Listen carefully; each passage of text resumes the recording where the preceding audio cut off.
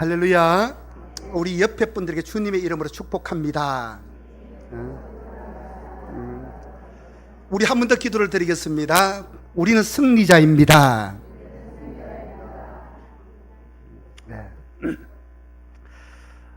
오늘 저는 이 부활의 아침에 주님의 부활의 건세와 증거라는 제목으로 우리가 주신 본문의 말씀을 갖고 여러분과 같이 살펴보기를 원합니다.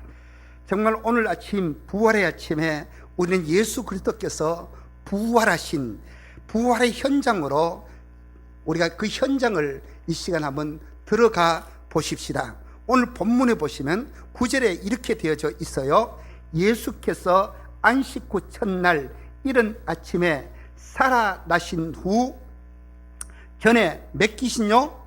7 귀신을 쫓아내어 주신 막달라 마리아에게 먼저 보이시니. 제가 이 본문을 보면서 한 가지 정말 제 머릿속에 물음표가 드는 것이, 예수님께서요 사망의 권세를 깨우치고 부활하신 그 어마어마한 사건을 가장 먼저 누구에게 지금 보이셨다고요? 막달라 마리아. 그 여인은 어떤 여인이라고요? 7 귀신 들렸던 여인.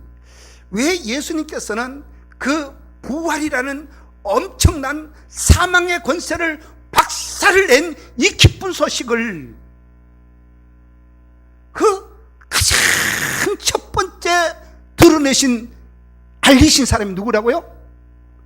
7 귀신 들렸던 막달라 마리아에게 이걸 먼저 보여줬단 말이에요.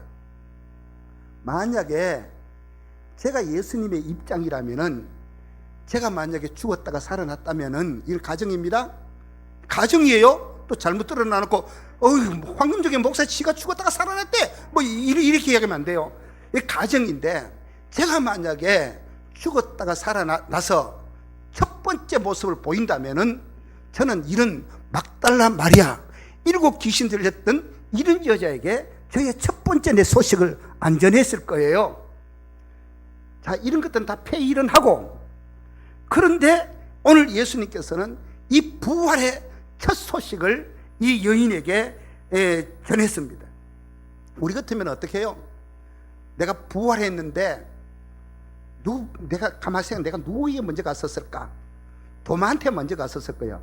야 도마야, 너 나 안 믿는다 그랬지? 한번 봐 어디 뺀질거리고 말이야, 믿어야 돼 하고 막 이렇게 좀 호통치고, 그 다음에는 또 누구에게 찾아갔을까? 베드로에게 찾아갔었을 것 같아요.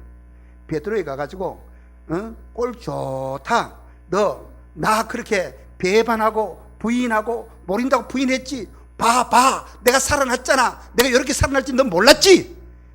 고기는 잡고 에이구 하고 이렇게 한번 또 피인잔 주고 한번 뭐라 그러고, 그 다음에는 이제 대제사장 가야바한테 가가지고 그래 니 잘났다, 그래 내가 다시 부활해서 봐 하고, 그 다음에 관청으로 가고 장로들한테 가고 로마 병정들한테 가고 내가 부활했다라고 막 이렇게 막 돌아다녔었을 것 같아.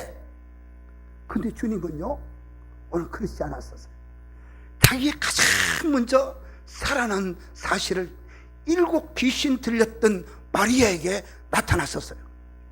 여러분, 한 귀신만 들려도요 사람이 이상해지고 골치 아픈데, 7 귀신 들렸던 여자 하면은 얼마나 그 인생이 골치 아프게 살아왔겠습니까, 여러분?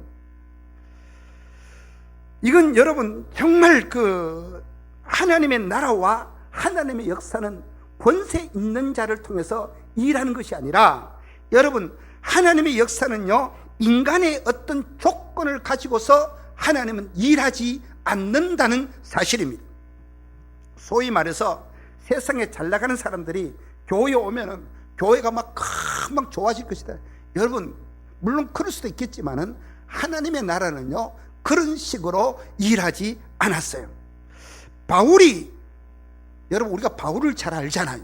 성경에 나타난 바울, 그는 히브리인 중에 히브리인이고 베냐민 지파의 소속이고, 그는 8일 만에 할례를 받았고 길리기아 다소라는 좋은 지역에 출생했고, 그는 나타나엘이라는 사람의 그 문화생으로서 열심히 공부를 했고, 율법적으로는 정통했고, 그 당시에 흔히 사람들이 말하는 좋은 조건을 다 갖추고 있었어요.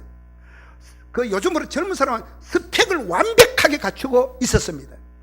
그런데요, 바울이 진짜 그리스도를 알고 난 후에 자기가 가졌던 화려한 이력들, 이 모든 것들을 뭘로 여긴다고요? 배설물처럼 여긴다라고 이야기합니다. 여러분, 교회가 뭔가?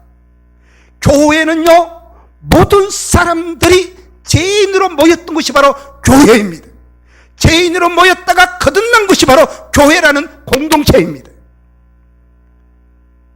용인에 어떤 교회 가면은 이군 사령관 출신이 휴일날 되면은 조끼를 입고 빨간 그 주차봉을 들고 주차하라고 이렇게 하면서 오는 차마다 머리를 숙여 인사를 하고, 장관 출신이 빨간 봉을 들고 주차를 하면서 인사를 하고, 교회는 그런 곳입니다. 내가 세상에 어떤 계급을 가졌다, 특권을 가졌다, 그런 것이 아닌, 교회는요, 죄인들이 모여가지고 전부 다 그 수준 비가 삐까삐까한 그 수준을 그냥 모여서 살아가는 공동체가 바로 교회라는 겁니다. 그러면 이 초란 여인이 부활의 첫 목격자입니다. 이 여인이 막달라 마리아가 증언자로 채택된 이유가 있어요. 제가 시간이 없기 때문에 그냥 읽어드리겠습니다. 누가복음 8장 1절 2절도 보면은 그 후에 예수께서 각 성과 마을에 두루 다니시며 하나님의 나라를 선포하며 그 복음을 전하실새 12 제자가 함께 하였고, 누가 함께 했다고요? 12 제자가 함께 하였고, 또한 악귀를 쫓아내신가 병 고침을 받은 여자들 곧 7 귀신 나간 자 막달라 마리아 하는 마리아와. 그러니까 예수님께서 각 성마다 골마다 다니면서 복음을 전할 때에 12 제자들과 그리고 7 귀신 쫓겨나간 막달라 마리아도 같이 동행하며 사역했다라고 여기 나와 있어요. 하나님의 나라를 선포하고 복음을 증거하는데 예수 그리스도의 거룩한 사역에 오늘 이 여인도 같이 동력자로 쓰임을 받고 있습니다. 이 막달라 마리아 7 귀신이 들렸다가 쫓겨나갔다. 아까 방금도 내가 말씀을 드렸습니다만은 우리는 한 귀신이 들어와도 사람이 이상해지는데, 여러분 지금 7 귀신 들려서 그 인생을 살아야 했다면은 이 여자의 인생이 진짜로 얼마나 처절했겠는가, 내가 그런 상상을 해봤습니다. 뭐 하나 자기 마음대로 할 수 있는 것은 아무것도 없었을 것입니다. 미친 게 아니라, 보통 미친 게 아니라 광란에 미쳐있는 그런 여인이었습니다. 꽉 짓눌린 어둠의 영에 붙잡혀서 그 귀신의 핸들에 의해서 얼마나 광란의 인생을 살았겠습니까? 그런데 이 여자가 예수 그리스도를 만나고 그 여자를 지배하고 있던, 그 여자를 통치하고 있던, 그 여자를 다스리고 있던 그 7 귀신이 쫓겨내고 거기에 주님은 그 여자 속에 새 영을 부어주셨습니다. 여러분, 그 속에, 그 영혼 속에 새 영이 부어지니까 새로운 영이 임하면서 그가 새 사람이 되어가지고 복된 교회의 기초를 놓았던 12 사도와 함께 그리스도께서 다니는 곳곳마다 동행하며 하나님의 나라를 증언하는 자로 쓰임받은 흔적을 우리는 누가복음 8장에서 볼 수가 있어요. 그러면 결론이 뭐냐? 왜 예수 그리스도는 이 부활의 첫 목격자로 이 7 귀신 들렸던 이 여인에게 나타나셨고 부활을 증인해낼 첫 인물로 이 초란 여인을 택했을까요? 세상의 조건이나 어떤 여건을 하나님께서 염두에 둔 것이 아니라 이 여인은 은혜를 입은 여인이었습니다. 하나님의 은혜를 확실히 체험한 여인이었습니다. 하나님께로부터 은혜를 입은 체험을 가진 자, 이것은 전도자가 충족해야 할 가장 필요 조건입니다. 여러분, 세상 지위가 없고 돈도 없고 비록초란 인생을, 평생을 처절한 인생을 살았지만은 이 여인에게는요 하나님의 큰 은혜가 진짜 무슨 불도장 찍듯이 확 찍히는 그런 은혜가 있었어요. 여러분, 여러분, 하나님의 은혜를 경험한 자만이 소리칠 수 있고 노래할 수 있고 정말 그 은혜를 부를 수 있다는 사실입니다. 하나님의 은혜를 체험하지 아니한 자는요, 이런 강력의 소리를 칠 수가 없어요. 우리가 가만히 한번 생각을 한번 해보십시오. 누구한테 물어볼까요? 장장로님, 장로님 청년 때 은혜를 체험하셨습니까? 네. 우리가요, 장로님은 이제 70 넘으셨는데 정말 젊은 날에 은혜를 체험을 해놓으면요, 거기 불도장 찍기듯이 한번 꽉 찍겨 나오면요, 그걸 바탕으로 우리의 신앙은 세워져 간다는 사실입니다. 은혜는 내가 요즘 볼 때 지금도 은혜가 넘쳐야 되지만은 과거의 그 밑바탕의 그 은혜, 그런 건 우러먹어도 괜찮아요. 여러분, 정말 청년 시절에 받은 은혜 가지고 그 사실을 계속 살아가며 거기에 또 은혜를 덧입고 얘기하면서 여러분, 여기 젊은 청년들도 있지만 젊은 날의 은혜가 엄청나게 중요하다는 사실입니다. 여러분, 제가 이야기합니다. 인생은요, 성적순이 아니에요.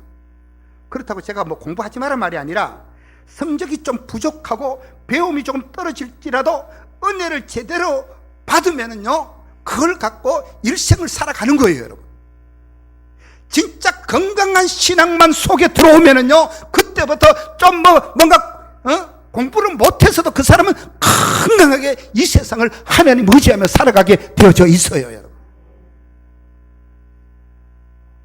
교도소 가보십시오. 거기 어디 뭐 공부 못하는 사람만 와 있는 줄 압니까? 누가 그래요? 공부 많이 있는 사람이 더 많이 있는 것이 교도소라고. 정신적인 건강하지 않기 때문에 그렇습니다. 부활의 첫 목격자도 먼저 은혜를 체험한 자였습니다. 여러분, 또 한 여인을 우리가 소개를 한다면요, 요한복음 4장에 보면 예수님께서 어느 날 갈릴리로 가시면서 사마리아 지역을 들어가게 되었습니다. 사마리아 지역에 보면 수가성이라는 동네로 들어갔는데 예수님께서는 수가성이라는 동네의 우물가에 앉아 있었습니다. 어떤 목적을 가지고 거기 계셨습니다. 그런데 그때의 정오 시간에 어떤 여인이 물길로 나온 겁니다. 여러분, 상상을 한번 해보십시오. 성경은 그 여인을 남편을 5이나 바꾸었고 6번째 남편하고 사는 그 여자라고 이야기합니다. 지금으로부터 2000년 전에 여자의 권위가 없을 그 시대에 여러분, 남편을 6번째 남편을 데리고 살아야 되는 그 여자의 운명을 한번 생각해 보십시오. 그 팔자가 얼마나 기구한 팔자였겠습니까? 그런데 그 여자는 그 당시에 보면은 그 팔레스틴 지역에 햇빛이 너무 따갑기 때문에 이 정오 시간에는 사람들이 시에스타 그래가지고 일하지 않았습니다. 집안에서 쉬거나 낮잠을 자는 시간이었습니다. 다른 사람들과 마주치기 싫어서, 모든 사람들과 말 섞기 싫어서 그 시간에 사람들이 없는 틈을 타가지고 물양동이를 들고 이 우물가에 온 여인이 있었습니다. 그 여인과 예수님의 대화가 시작되어지는 겁니다. 그런데 그 여자 속에 나와 지금 말하는 이 유대인의 남자가 바로 그리스도다, 메시아다라는 생각이 그에게 지각이 열려지기 시작합니다. 그 여자는요, 물동이를 버려두고 그랬었습니다. 이 물동이에 있어서 이 여자는 평생 같이 가야 될 그 물동이가 바로 이 여자와 관계하는 것이 물동이입니다. 그런데 전에는 사람 만나기를 꺼렸던 이 여인이 물동이를 버려두고 동네 사람들에게 이야기합니다. 와 보라, 내가 메시아를 만났다.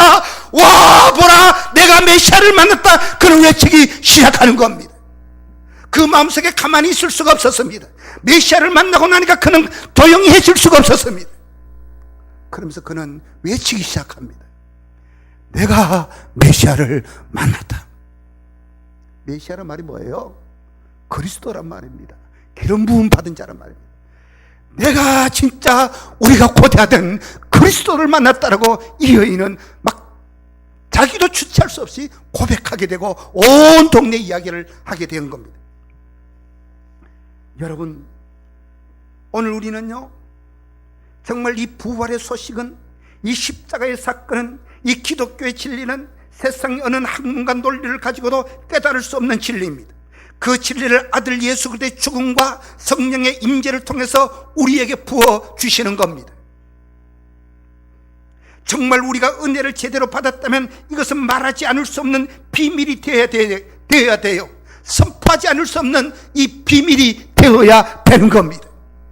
여러분, 정말 그리스도 안에 거듭난 사람들입니까? 여러분, 정말 부활의 은혜를 체험한 사람입니까? 하나님의 은혜의 흔적들이 여러분의 가슴속에 들어 있습니까? 여러분, 그렇다면 우리는요, 이거 증거해야 그게 정상적이라는 사실입니다. 여러분,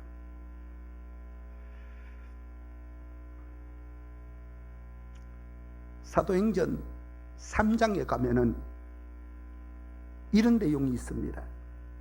베드로와 요한이 제9시 기도 시간에 성전에 기도하러 올라갔습니다. 그때 성전 문 앞에 미문에 앉아있던, 태어날 때부터 앉아있던 어떤 안진병이가 있었습니다. 베드로와 요한에게 한 푼 달라고 구걸을 합니다. 그때 베드로와 요한이 했던 행동이 뭐였습니까? 베드로가 말을 합니다. 은과 금은 내게 없다. 그러나 내게 있는 것으로 너에게 준다.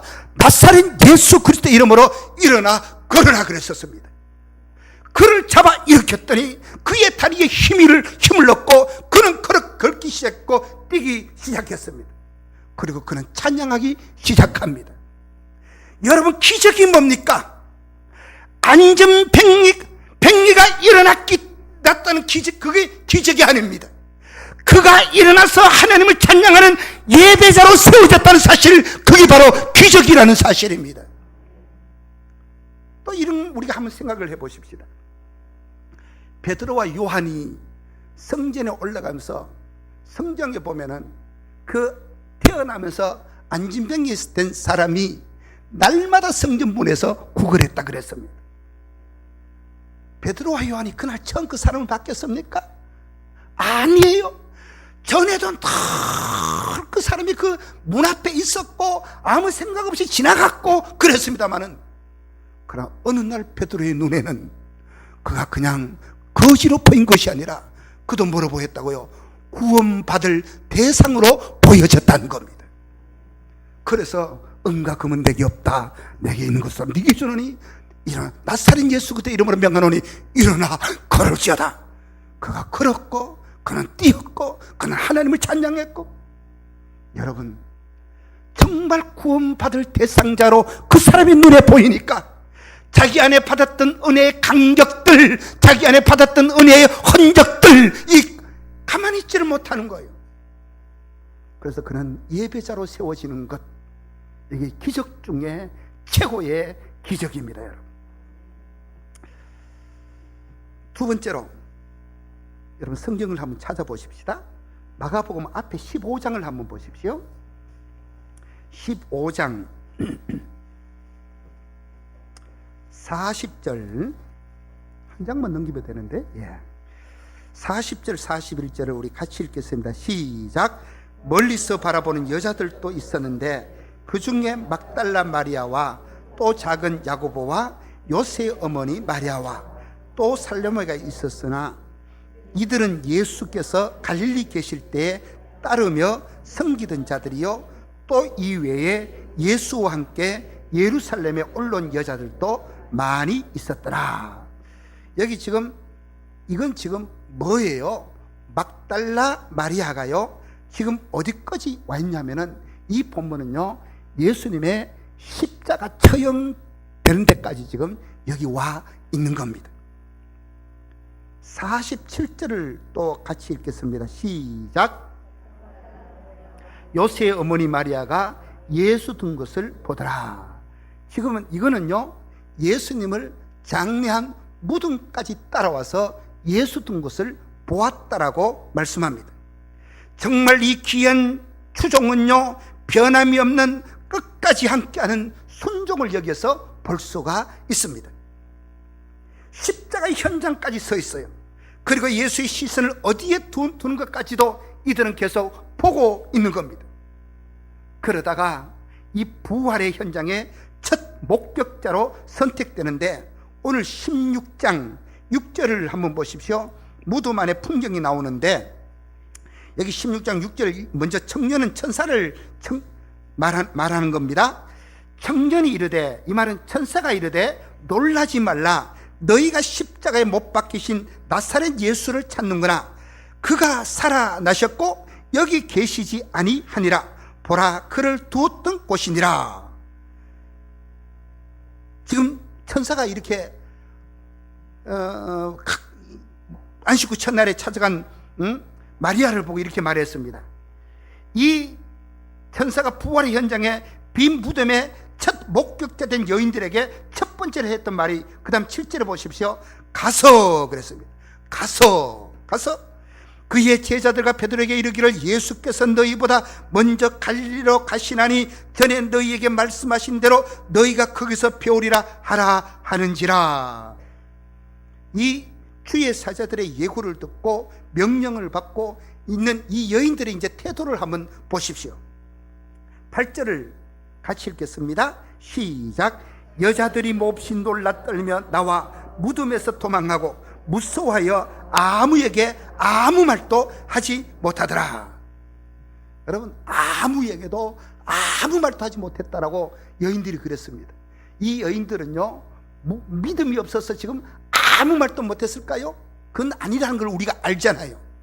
지금 어둠이 그치기도 전 새벽 미명에 무덤에 찾아갔더니 예수님의 무덤은 없고 어떤 영적인 현상들이 일어나서 예수가 너희 제자들보다 먼저 갈릴리를 가겠다는 이런 이야기를 천사로부터 듣고 있는 거예요. 그러니까 이 새 가슴을 가진 여자들이 얼마나 여러분 기절초풍할 정도로 놀라지 않았겠어요, 여러분? 그러니까 뭐 하는 거예요? 응? 이 부활을 그런데 9절을 한번 보십시오. 예수께서 안식 후 첫날 이른 아침에 살아나신 후 저희에게 7 귀신을 쫓아내주신 막달라 마리아에게 먼저 보이시니 마리아가 가서 예수와 함께 하던 사람들이 슬피 울며 있는 중에 이 일을 알림해. 결국 마리아는요, 부활하신 주님을 만나고서 여기 지금 어떤 행동을 지금 취하고 있어요? 10절에 보니까 가서 부활을 목격한 대로 사실을 지금 증언하고 있어요, 안 하고 있어요? 증언하고 있어요. 중요한 것은 이 여인들의 이야기를 들은 세상 사람들의 반응이 어떤가, 우리가 그 부분을 우리가 한번 살펴봐야 돼요. 11절을 같이 읽겠습니다. 시작. 그들은 예수께서 살아나셨다는 것과 마리아에게 보이셨다는 것을 듣고도 믿지 아니하느라. 이 세상의 반응입니다. 자, 13절 14절을 또 같이 읽겠습니다. 시작. 두 사람이 가서 남은 제자들에게 알리었으되 역시 믿지 아니하니라.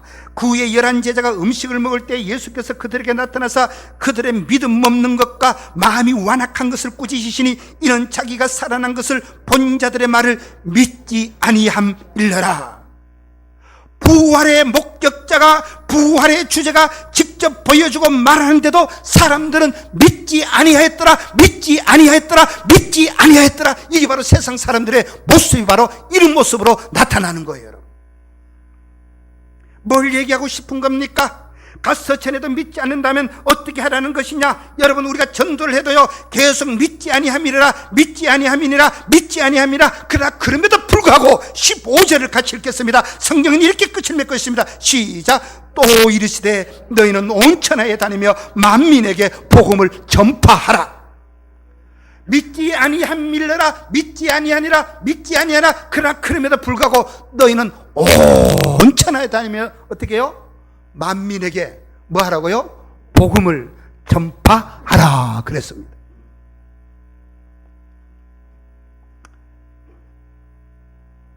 이 성경 기자가 우리에게 뭘 얘기하고 싶은 걸까요? 세상은 어떤 반응을 하든 그것은 우리가 개념할 우리의 영역이 아니다라는 겁니다. 우리가 한 가지 해야 할 것은 뭐예요? 한 동작밖에 없어요. 그게 뭐라고요? 가서 그대로 본 대로, 느낀 대로, 체험한 대로 전하는 겁니다. 제가 오늘 새벽 기도 때도 부활절 설교를 하면서 그런 말씀을 드렸습니다. 신학적인 용어 가운데 케류그마라는 용어가 있어요. 케류그마. 이건요, 그냥 네가 믿든지 안 믿든지 내가 본 대로, 내가 확신한 대로 그냥 선포하는 겁니다. 그 다음 영역은 우리 영역이 아니에요, 여러분. 누구 영역이에요? 하나님 영역입니다.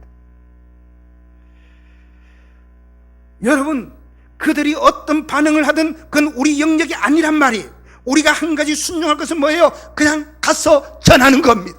예수 그리스도께서 3일 죽으셨다가 3일 만에 사망의 권세를 박살을 내고 부활하셨다. 그럼 우리 부활을 그냥 부활하셨다 하면 되는 겁니다. 그 다음에 모든 영역은 누가 책임진다고요? 하나님이 책임지는 겁니다. 아멘. 그런데 어떤 결과가 나타났었을까요?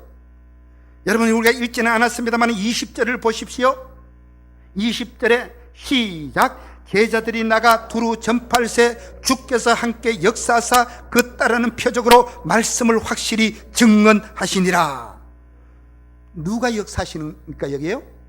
주께서 역사하신다고 말씀합니다. 우리는 전도하라고 그러면 제일 먼저 마음의 부담이 뭡니까? 우리 속에 있는 두려움이 우리 속에 올라와요. 내가 저 사람에게 말했을 때 저 사람이 어떤 반응을 보일까? 이런 두려움. 아휴, 저 사람은 성령으로도 안 돼. 이런 포기하는 마음. 이 전부 다 두려움이 있기 때문에 그러는 거예요. 근데 그건 도울 김용옥 씨의 표현대로 하면 그건 네 생각이고 하는 말이 그거는 우리 생각이에요, 여러분. 우리 기준이에요. 그건 우리가 판단하는 거예요. 그 다음 영역은 주님의 영역이에요. 우리는 오직 하나. 오늘 여기 7 귀신 들렸던 막달라 마리아, 그는 주님을 영접하고 그는 새 사람이 되고 난 후에 그는 가서 전해라 했을 때 그는 가서 전했었습니다. 그 다음에 모든 것들은 다 주 하나님이 하신다는 사실입니다. 사랑하는 성도 여러분, 우리는 우리가 한 일은요 해놔놓고 되지 아니할까 걱정하는 수가 있습니다.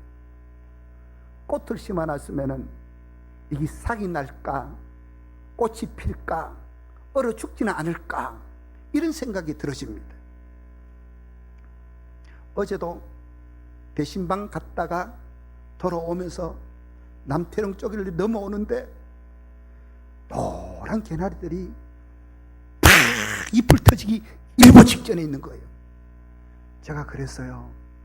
아유, 개나리들아, 너희들이 가지는 조그만 가는데 그 긴긴 동토의 어른 땅에서 너희들이 정말 생명을 참 잘 유지했구나, 축하한다, 마음껏 너희들 그 꽃 피워라. 내가 이랬었어요. 진짜 소리를 내가지고. 여러분, 생명은 바로 그런 겁니다. 우리는 내가 체험한 것, 내가 본 것, 내가 경험한 것, 내가 가지고 있었던 것 그냥 증거하는 겁니다. 그 안에 생명을 살아나게 하는 것은 그리스도가 살아나게 하는 겁니다. 여러분, 받은 은혜가 우리 안에 있습니까? 과거에 내가 받았던 은혜들, 과거에 내가 말로 형용할 수 없는 주님이 내게 주신 체험들, 이걸 없애지 말아야 되는 거예요. 그거는 지금도 여전히 우리 안에 유효합니다. 지금도 살아있어야 되는 겁니다. 내가 받은 은혜, 내가 체험한 하나님의 은혜. 우리가 노래 가운데도 보면 한량없는 은혜, 바꿀 수 없는 은혜. 나 이거 준비가 없었는데 안 그럼 내가 복사를 하나 해가지고 한번 부르면 좋겠는데. 한량없는 은혜, 바꿀 수 없는 은혜. 세상에 다 준다 해도 내가 주님과 볼 수 없는 은혜. 이게 우리 예수 믿는 사람에게는 꽉 있어야 되는 겁니다, 여러분. 이런 은혜 갖고 한평생을 믿음 잘 지키고 부활의 능력 갖고 믿음으로 승리하며 살기를 주님의 이름으로 축원합니다. 여러분, 기도드리겠습니다.